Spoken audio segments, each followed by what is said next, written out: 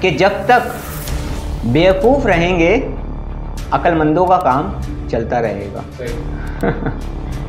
Conscious mind और सब conscious mind से खेलते हैं, जो कि दौलत परस्त हैं, शोहरत परस्त हैं, जो सिर्फ स्पिरिचुअलिटी को और रूहानियत को एज अ बिजनेस लेते हैं।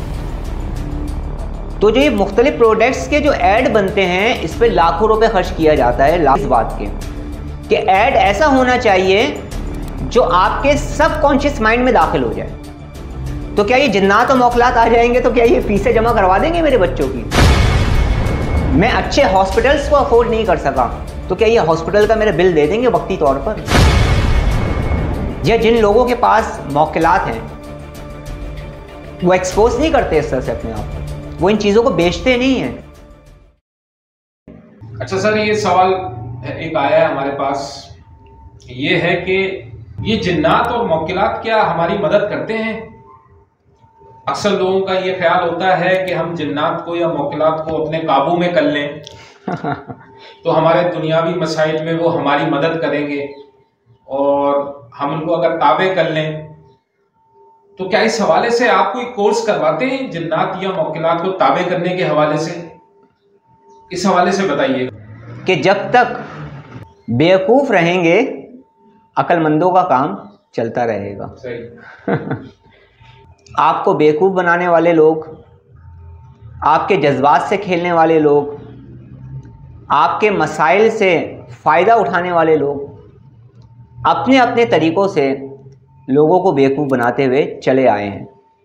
इसी तरह से अल्लाह के नेक बंदे हैं, बुज़ुर्ग हजरात हैं और नेक अच्छे पाकीज़ा किरदार के मालिक स्पिरिचुअल हीलर्स भी हैं, रूहानी मालिज भी हैं, जो आपकी दुरुस्त रहबरी करते हैं।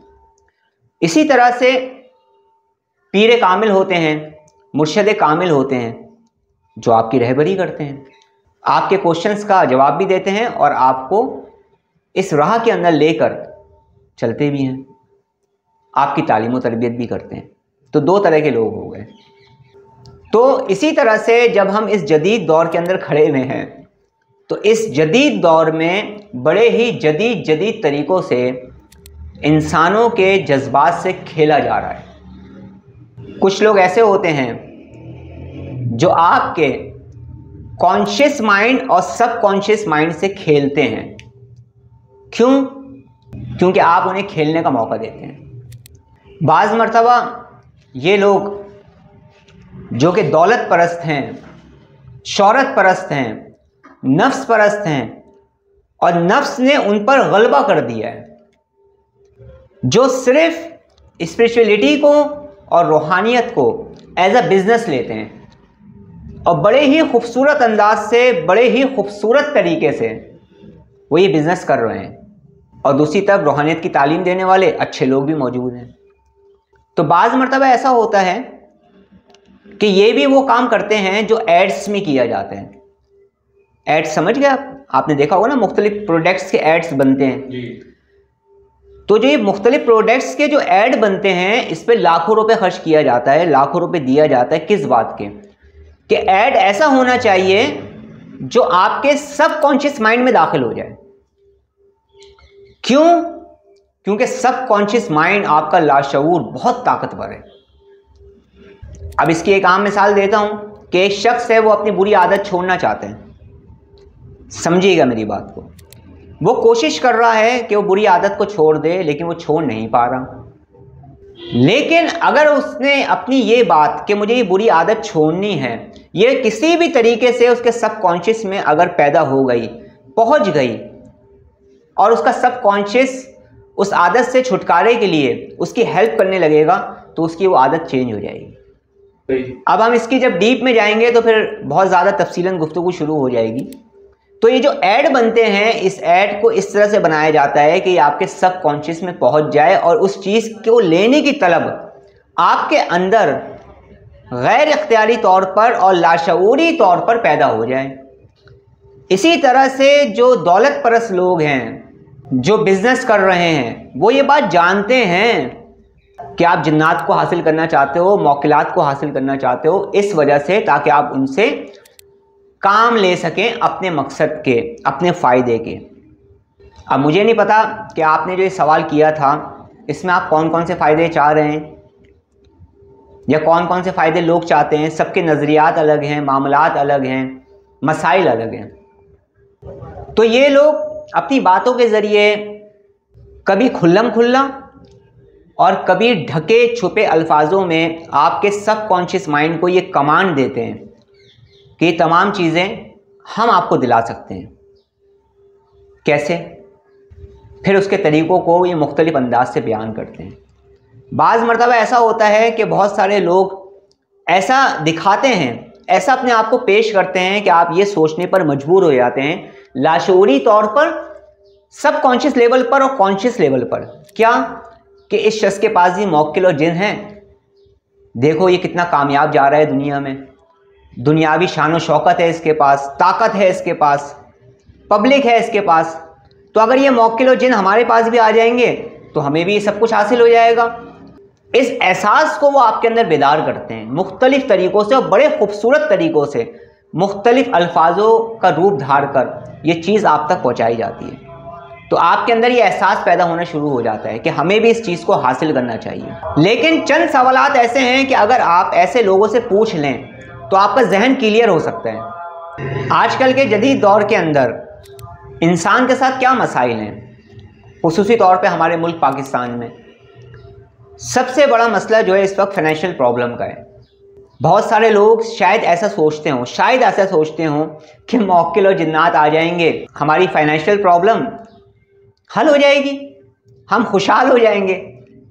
इस चक्कर में बहुत सारे लोग जिन्नात और मौकिलात की तलब करते हैं। कुछ के दिल में ऐसी ख्वाहिशात भी होती हैं, होंगे ऐसे लोग, मुझे तो मिले भी हैं, इसलिए अपना एक्सपीरियंस बयान कर रहा हूँ, कि वो फ़लाँ किसी लड़की से मोहब्बत करते हैं अब वो चाहते हैं कि लड़की मान जाए या फिर उसके घर वाले मान जाएं, भाई जिन जाके ये काम करके आ जाए। इसी तरह से बहुत सारे लोगों की मुख्तलिफ़ ख्वाहिशात होती हैं।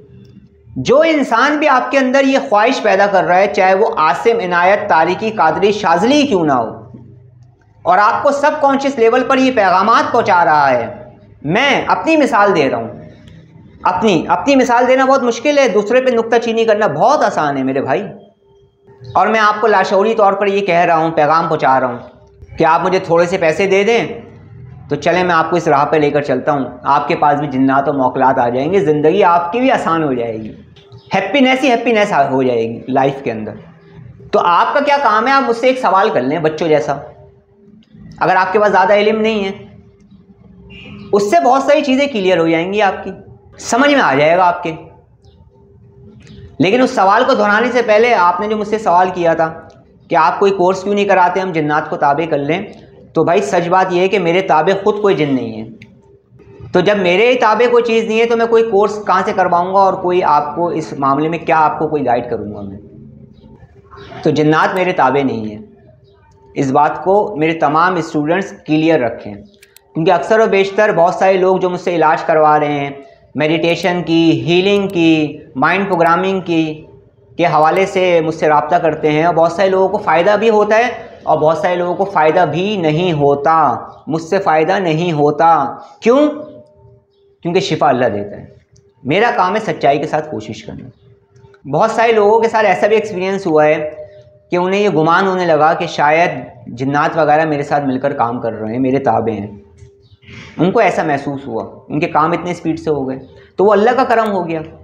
ये क्यों नहीं सोचते आप? मैं तो अपनी मर्ज़ी से सांस भी नहीं ले सकता, इतना बेबस हूँ मैं। तो आप क्या करें, अगर मैं आपको कोई ऐसा पैगाम दे रहा हूँ तो आप क्या करेंगे? आप मुझसे चंद सवालात कर लें सिर्फ। वो चंद सवालात क्या होंगे वो भी मैं आपको बता देता हूँ। आप मुख्तसर तौर पर मुझसे पूछें कि जिन्नात और मौकिलात से आप क्या क्या काम लेते हैं अगर आपके ताबे हैं, या आप मुझे ट्रांसफ़र कर सकते हैं, या आप चंद पैसे लेकर मुझे कोई ऐसा तरीका बता सकते हैं जिससे जिन्नात मेरे ताबे हो जाएंगे और मेरे काम करने लगेंगे। आप सिर्फ ये बता दें कि क्या जिन्नात आपके बिजली का बिल भरते हैं? जिसकी वजह से पूरी कौम इतनी परेशान हो रही है इस वक्त। एक इंसान जिसकी इनकम 70-80 हज़ार लाख रुपए भी है, वो भी इस वक्त परेशान हो रहा है अगर उसका किराए का घर है और उसके बच्चे पढ़ रहे हैं। मैं इस चीज़ को समझ सकता हूँ। तो क्या अगर मेरे पास जिन्नात आ गए तो क्या वो मेरे बिजली का बिल जमा करवा देंगे? ये सवाल करें मुझसे अगर मैं आपको कोई ऐसा कोर्स करवाऊँ कि सर अक्सर और बेशतर ऐसा होता है कि घर का किराया दे देता हूँ, मैं बिजली का बिल जमा करवा देता हूँ, वालिदैन की, अपनी वाइफ की या बच्चों की मेडिसिन वगैरह ले आता हूँ, बाइक में पेट्रोल डलवा लेता हूँ, 2 टाइम का बाहर खाना खा लेता हूँ। लेकिन सर बाज़ मरतबा ऐसा होता है बच्चों की फ़ीसें जो है ना जमा करवाने में लेट हो जाता हूँ। तो क्या ये जिन्नात और मौकलात आ जाएंगे तो क्या ये फ़ीसें जमा करवा देंगे मेरे बच्चों की? इतनी हेल्प कर पाएंगे मेरी? क्या कभी मेरे वालिदैन बीमार पड़ गए, मैं अच्छे हॉस्पिटल्स को अफोर्ड नहीं कर सका, तो क्या ये हॉस्पिटल का मेरा बिल दे देंगे वक्ती तौर पर? क्या सिर्फ 1 litre petrol, only 1 litre petrol, क्या ये जिन्नात अगर मेरे पास आ जाते हैं तो क्या ये 1 लीटर पेट्रोल मुझे मुहैया कर सकते हैं जिस पर मैं रिस्क हलाल कमाने के लिए निकल सकूं? मेरी बेटियां घर पे बैठी हुई हैं, मुझे उनके शादी के अखराजात चाहिए, मैं किसी के आगे हाथ नहीं फैलाना चाहता, अल्लाह से मदद मांग रहा हूँ। या मेरी बेटियों के अखराजात जो शादियों पे होंगे, उनकी मैरिज पे होंगे, क्या वो दे पाएंगी मुझे? चंद सवालात मैंने आपसे किए हैं, सिर्फ आप ये करके देख लें किसी भी ऐसे इंसान से, तो मुझे पूरी उम्मीद है कि आपके साथ भी वही होने वाला है जो कभी मेरे साथ माजी में हो चुका है। वो निकाल के बाहर खड़ा कर देगा आपको और फिर एक इल्ज़ाम और लगा देगा कि ये बेअदब है, गुस्ताख है। जिन्नात और मौकलात के काम करने की एक लिमिटेशन है। बहुत सारे लोगों को फिल्मी कहानियां सुना कर या ऐसे ड्रामे देखकर, ऐसी फिल्में देखकर शायद कुछ और गुमान होने लगा है क्योंकि एजुकेशन की कमी है। मैंने आपसे क्या कहा है, लोग आपके मसाइल से, आपकी प्रॉब्लम्स से फ़ायदा उठाते हैं वो लोग जो फ़ायदा उठाना चाहते हैं। सबकी बात नहीं कर रहा हूँ, 5 फिंगर्स आर नॉट इक्वल, 5 उंगलियाँ बराबर नहीं होती। तो अगर जिन्नात ये सारे मसाइल आपके हल कर सकते हैं जो कि ज़िंदगी के बेसिक आपकी प्रॉब्लम्स हैं, लाखों लोगों की प्रॉब्लम्स हैं, और कोई शख्स आपको ये कहता है कि हाँ मुझे इतने पैसे दे दो, मैं तुम्हें ऐसा कोई कोर्स करवा देता हूँ या ऐसा कोई अमल करवा देता हूँ जिसको करने से पहले आप सबकॉन्शियस लेवल पर ये चीज़ डेवलप कर रहे हैं अपने लिए कि जब चीज़ें आ जाएंगी तो ऐसे ऐसे काम हो जाएंगे। तो पहले उससे पूछ लो क्या उसके होते हैं काम ऐसे, और अगर होते हैं तो वो करके दिखा देगा आपको, तो फिर तो ठीक है। मैंने अपनी ज़िंदगी में साहिब जिन्नात और साहिब मौकलात बुज़ुर्गों को देखा है, लोगों को देखा है। पता है उनको मैंने कैसे देखा है? जी सर, कैसे देखा है आपने? सर मैंने उनको बहुत आजिज़ देखा है।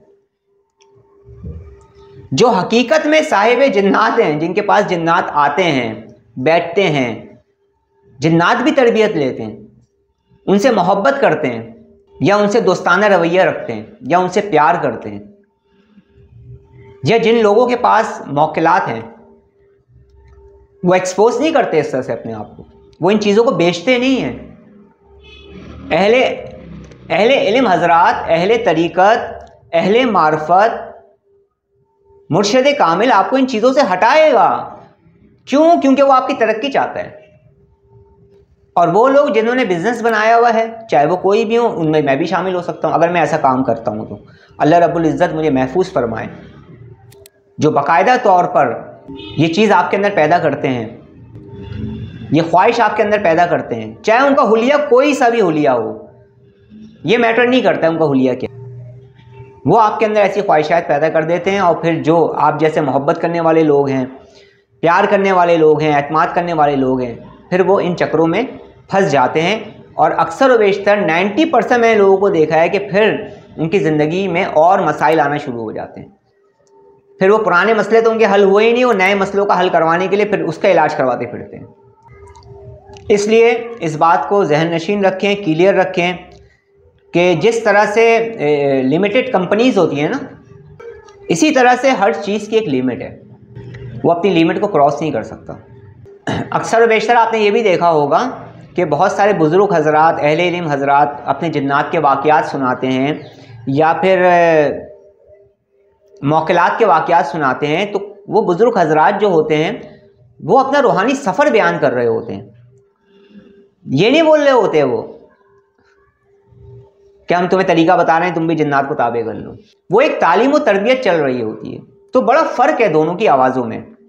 एक तालीम और तरबियत कर रहा है आपकी, उसमें ये तमाम चीज़ों को बयान कर रहा है, और एक आपके अंदर ख्वाहिश को उभार रहा है ताकि वो अपनी ख्वाहिशात को पूरा कर सके आपके ज़रिए।